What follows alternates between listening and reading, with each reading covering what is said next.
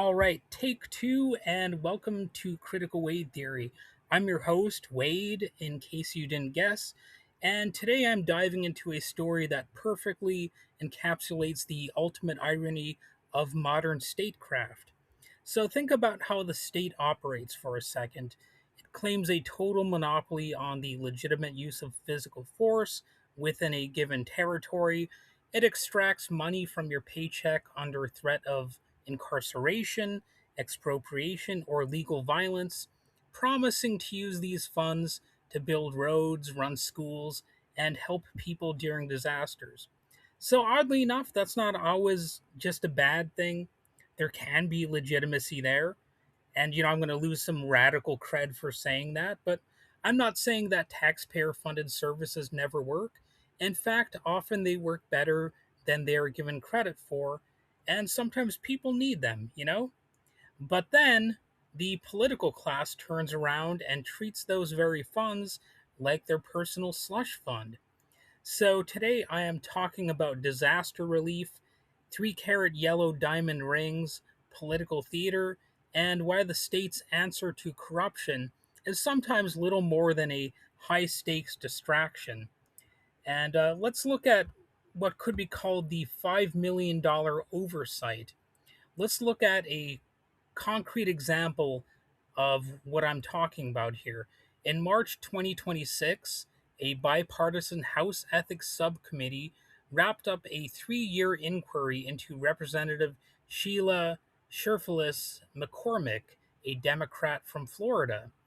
That's right, I'm picking on a Democrat in this episode. So, all those Republicans out there who are wagging their finger at me and saying, "Why do you never pick on Democrats? You always pick on Republicans. You have Trump derangement syndrome. You're anti-American." Well, this time I'm going to be picking on a Democrat, at least first and foremost. But the broader point is actually about our political system overall.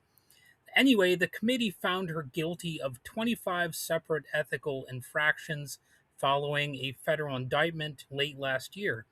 So, what did those charges involve? Oh, just a casual $5 million in federal emergency management agency or FEMA funds, money specifically allocated for COVID 19 pandemic response and disaster relief in minority communities.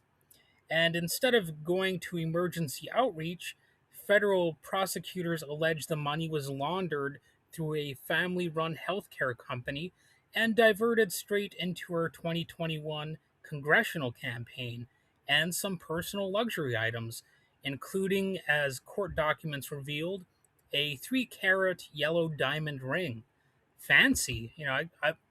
I'm not much of a diamond ring kind of guy, but that doesn't mean I would turn one down if I had somebody gift me one of those. So, as Attorney General Pam Bondi put it, who is certainly not the most trustworthy figure out there, but anyway, nevertheless, she's not correct, or she's not incorrect about this. She said that using disaster relief funds for self enrichment is a particularly selfish, cynical crime. Now, obviously, I could go into all of the selfish, cynical crimes of the Trump administration. I've done plenty of episodes on that already. Um, so, check those out.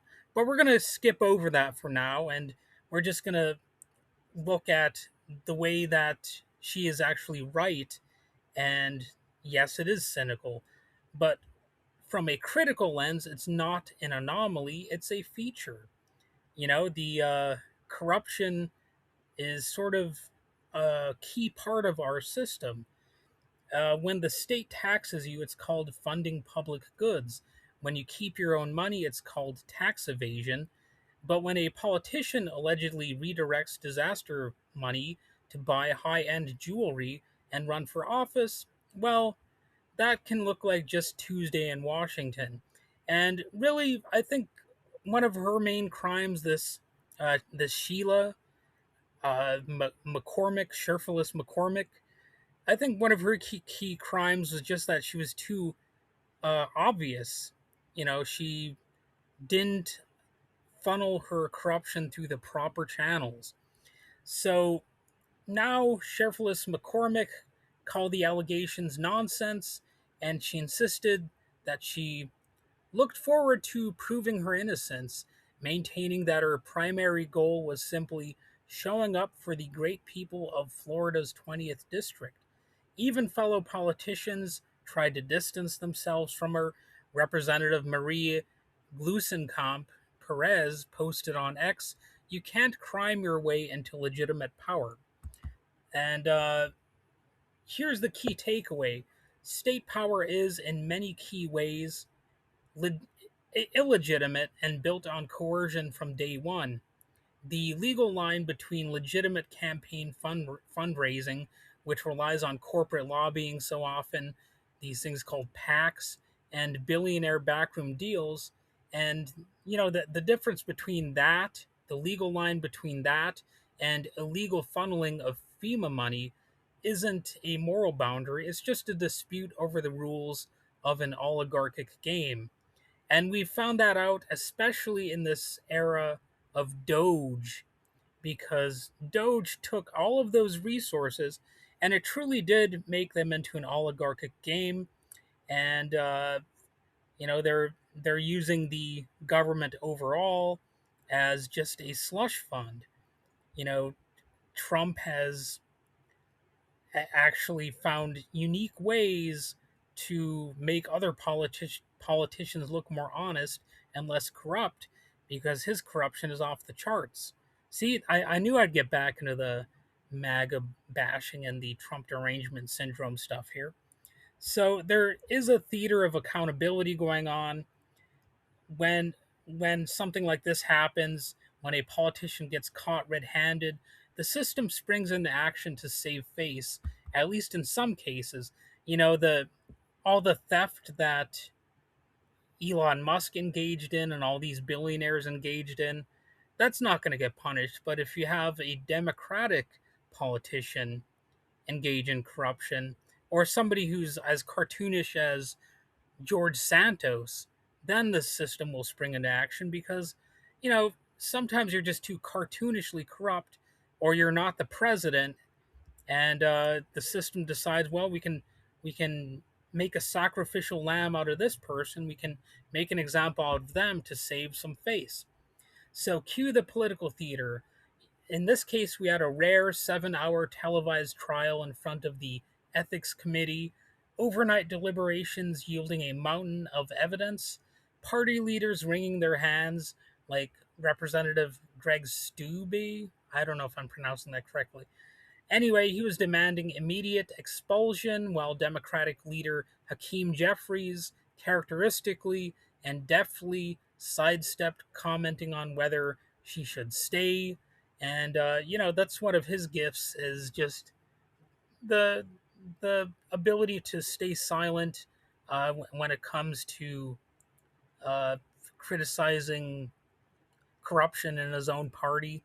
It's sort of like MAGA just refusing to corrupt, or to criticize Trump's corruption and all that kind of stuff, or the sex crimes of Republicans, which are just constant. You can find new articles on that every single day from around the country.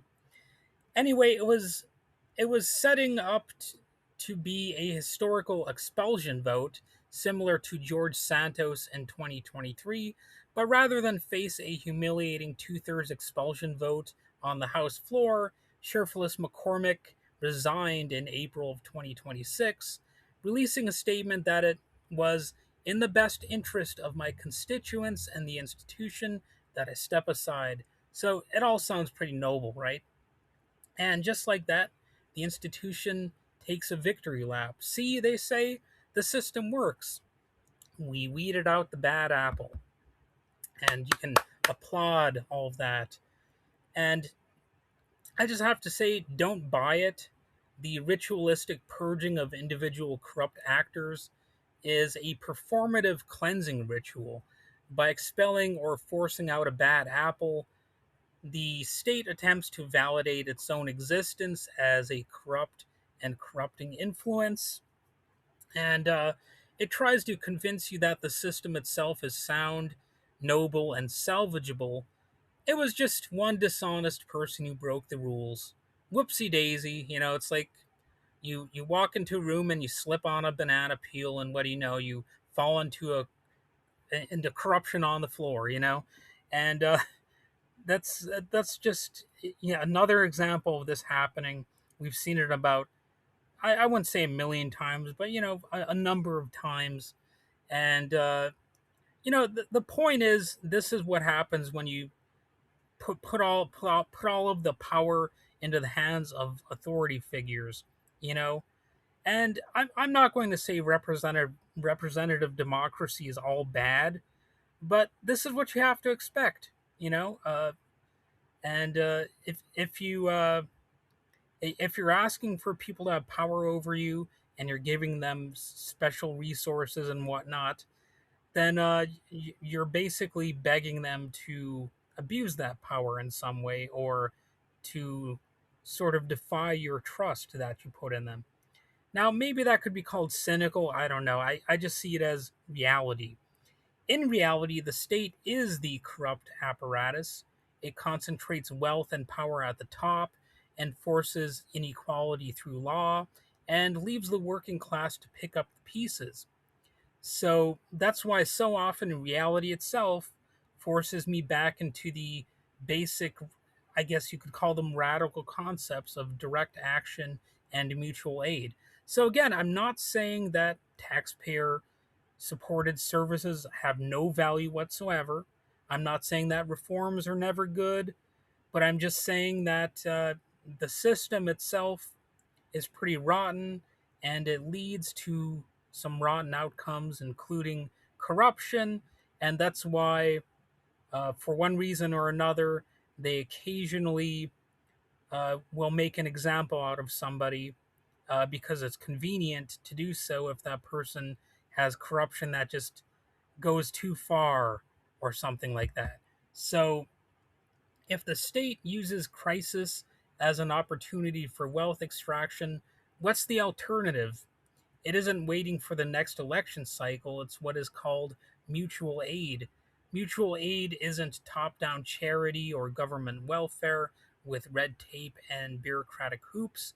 It operates on three direct principles. One, solidarity, not charity. That's where resources are shared horizontally without stigma, means testing, or moralizing judgment. Two, shared analysis. It connects immediate survival, like food, shelter, or medical supplies, directly to the systemic root causes of a crisis. So, if you have a problem, the idea is that you basically try to solve the problem with as few hoops as possible, getting in the way. And that leads to part three of what mutual aid is, which is direct action. The idea is that communities organize themselves to meet their own needs right now, largely outside of state structures. That doesn't mean they have to be totally outside of state structures, but you know what I mean. It's largely independent. It's like self help as a premise, and that is ultimately what people need to do more of in order to not be so dependent on the corrupt and violent state.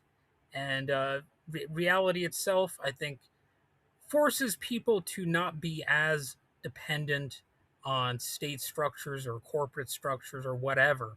You know, it's it's not even like I'm saying this as something that must be an alternative, or something that is desirable as an alternative to the status quo. I'm just saying that sometimes must be an alternative, because what do you do when you got a system that does not provide goods and services anymore? You have to try to create alternatives on the ground in real time. So, when hurricane season hits or a pandemic strikes, community groups using consensus based, non hierarchical decision making can actually deliver aid directly to their neighbors. They don't need to siphon off $5 million for campaign ads or diamond rings because there are not necessarily any bosses or CEOs or politicians in charge. And, that could be one of the beauties of that whole process. Now, if you want to see this, if you want to see what it looks like in practice, you can find examples of mutual aid. And, you know, if you want, you could find some radical people who have written about it, like Peter Kropotkin's classic text, Mutual Aid, A Factor in Evolution. But also, you can just do things like go to Facebook and find groups that are giving items to each other for free or for a low cost. That itself is sort of a mutual aid thing. But the point is, when we're in an era full of these corrupt, self-serving politicians, and we have leaders who would rather fund the military than actually help people out, I think we're forced into a position where we have to take matters into our own hands when it comes to helping people out, and to some extent, even helping ourselves out. So the next time you see a headline about a politician resigning in disgrace over stolen public funds, remember the crime isn't just that they broke the state's rules. The real tragedy is also that we ever trusted a coercive hierarchy to care for our communities in the first place. So it's important to build some local power, take care of your neighbors, and skip the middleman when you can. So, thanks for tuning in to Critical Weight Theory. If this episode gave you something to think about, feel free to share it with a friend, leave a review, uh, click the subscribe button or a like button, all that kind of stuff. And, I gotta admit, I don't spend enough time supporting uh, organizations that organize from the bottom up and who try to stay autonomous and who function, regardless of what the government or corporations do. But I I'm just one person kind of in the middle of nowhere. I don't live in a major city or anything like that. And I'm just promoting this idea because I know sometimes it's what you actually need in order to not only thrive, but simply survive in some cases. Anyway, that's it for this episode. Have a good day.